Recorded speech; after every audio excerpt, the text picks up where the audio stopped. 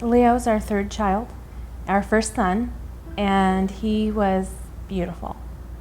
Zach would always correct me and his handsome. mom and say that he was handsome, but he was beautiful. I just had this bond with him. There's this picture of him and I'm looking at the camera and he's just looking straight at me. And it's the sweetest thing, and he just was my little buddy. By all definitions, we had the perfect family.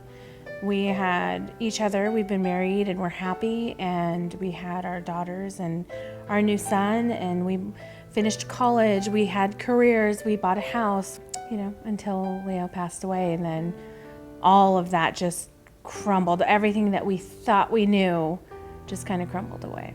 As the SIDS coordinator for the County of San Diego, Leo's story is all too common for me. An apparently healthy baby is laid down to sleep and does not wake up. In Leo's case, we don't know what caused his death. But as the SIDS coordinator, I am aware of other cases in which we do know the cause of death, and that death is suffocation. This is the ideal place for baby to sleep. Myself and all the other public health nurses bring risk reduction teaching to many different venues. The public health nurses do home visits with expecting families and newborn families to help them implement the ways to reduce the risk. In this county, we have approximately 25 infant deaths a year that occur during sleep. My job as a deputy medical examiner is to investigate and determine the cause and manner of death of all those sudden, unexplained, unexpected, and unnatural deaths. How much do you weigh, my sweet girl? Of the deaths that we investigated, at least about 2/3 of those deaths had at least one risk factor. Hi, Flipper. Wow. Oh my gosh. By the end of the day, she'll be 12, 17. She's 12 pounds, 16 and a half ounces. Honestly, we did everything right. We didn't do anything wrong. Yes, he slept in our bed and that's a risk factor, but we had him in a car seat. We didn't let our daughters touch the soft spot on his head. I breastfed him. I tried to give him a pacifier. I don't smoke. I don't drink or do drugs. We loved him. We had him surrounded by people who loved him. We had child-proofed our house. We did everything right. And he still died.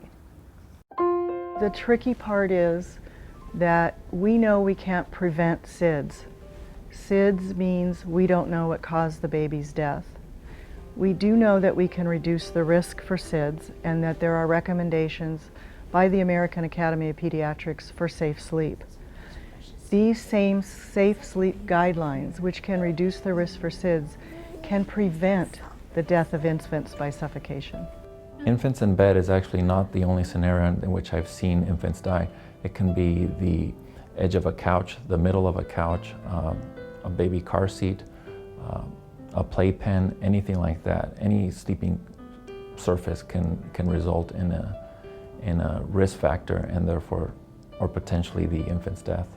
As someone who has worked with families whose infants have died for the last 26 years, I know what kind of a toll it takes on parents, on siblings, on the community.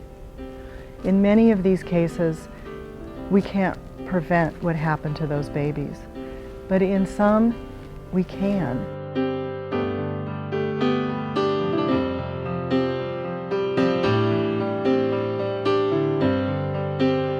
Learning how to talk to people about how many kids do you have?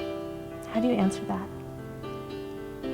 And feeling the guilt of we're a walking nightmare.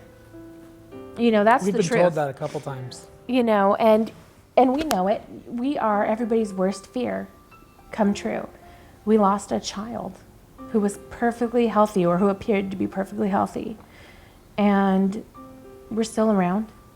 And people tell us all the time, oh my God, I could not imagine going through it. And I look at them and I say, I can't imagine it either.